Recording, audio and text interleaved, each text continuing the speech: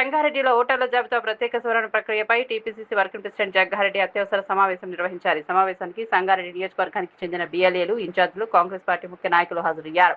ఈ సందర్భంగా జగ్గారెడ్డి మాట్లాడుతూ ఎన్నికల కమిషన్ వ్యవహార శైలిపై విమర్శలు చేశారు. ఓట్ల తొలగింపుతో బీజేపీకి అనుకూల ఫలితాలు వచ్చాయని ఆరోపించారు. అందుకే రాహుల్ గాంధీ అప్రమత్తంగా ఉండాలని సూచిస్తూ ఇలాంటి సమావేశాలు నిర్వహించాలని చెప్పారు. ఈ నెల 25 నుంచి ప్రారంభమయ్యే ఓటర్ల సవరణ ప్రక్రియలో ప్రతి ఒక్కరూ అప్రమత్తంగా ఉండాలని, ఓటర్లకు భద్రత కల్పించే బాధ్యత బీఎల్ఏలు, ఇన్ఛార్జీలపై ఉందని చెప్పారు. జూమ్ యాప్ లో ముఖ్యమంత్రి రేవంత్ రెడ్డి గారు ఒక సూచన చేశారు. దాని తర్వాత మహేష్ కుమార్ గౌడ్ పిసిసి ప్రెసిడెంట్ తర్వాత ఇన్ఛార్జ్ గారు కూడా ఆ సూచనని అమలు చేసుకుంటే బాగుంటుందని ఒక చర్చ జూమ్ యాప్ లో వచ్చింది. ఆ చర్చ ఏంటంటే ముఖ్యమంత్రి రేవంత్ రెడ్డి గారు చెప్పిన సూచన ఏంటంటే ఈ ఓటర్ల నమోదు ప్రక్రియ రేపటి నుంచి మొదలవుతుంది కాబట్టి ప్రతి గ్రామ పంచాయతీలో ప్రతి గ్రామంలో డబ్బు సాటింపు వేయించండి అని చెప్పింది. ఏమని? ఎవరి గ్రామంలో వాళ్ళు ఆ డబ్బు సాటింపు వ్యక్తి ఏం చెప్పాలి అంటే, కొత్తగా మళ్లీ ఓటర్ల నమోదు కార్యక్రమం మొదలైంది, మీ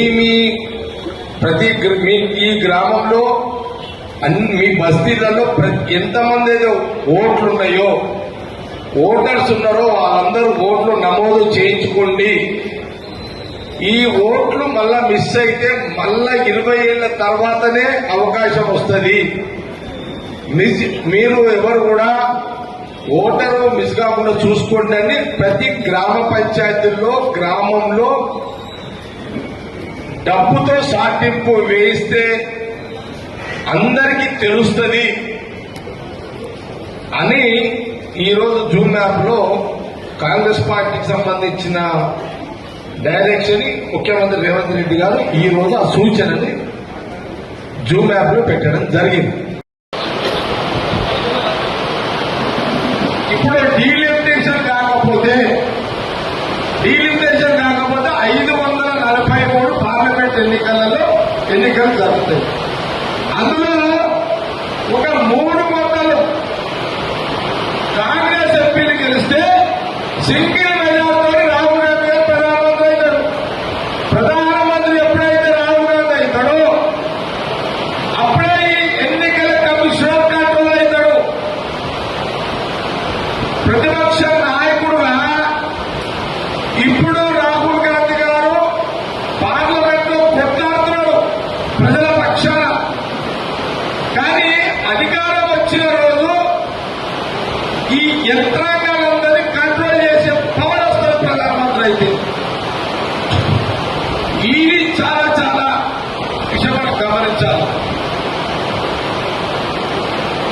అంటే ఇప్పుడు మన సంగారెడ్డి ఉంది, సంగారెడ్డి జిల్లా అంటే ఈ పార్లమెంట్ కూడా మన ఏ పార్లమెంట్ అంటే మెదక్ ఈ మెదక్ పార్లమెంట్ కాంగ్రెస్ ఎంపీ గెలవాలి. వచ్చే ఎన్నికల్లో జనాభా సురేష్ షెట్కార్ ఎట్లయితే గెలిచిండో మళ్ళీ అక్కడ షెట్కార్ గెలవాలి, ఇక్కడ కాంగ్రెస్ ఎంపీ గెలవాలి. గెలిస్తేనే ఇట్లా 300 సీట్లు కాంగ్రెస్ ఎంపీలు వస్తే ఈ దేశానికి రాహుల్ గాంధీ ప్రధానమంత్రి అవుతాడు. అప్పుడే ఈ దుర్వినియోగం ఏదైతే అవుతుందో ఇది ఆగిపోతుంది. దుర్మార్గమైన పాలన ఆగిపోతుంది. మంచి పాలన రాహుల్ గాంధీ నాయకత్వంలో వస్తుంది. అప్పటి వరకు మనం తీసుకోవాల్సిన జాగ్రత్తలు ఇప్పుడు మనం తీసుకుంటున్నాం. అంతే, పార్టీ డైరెక్షన్ ఇచ్చింది మనకి. అర్థమైన సీను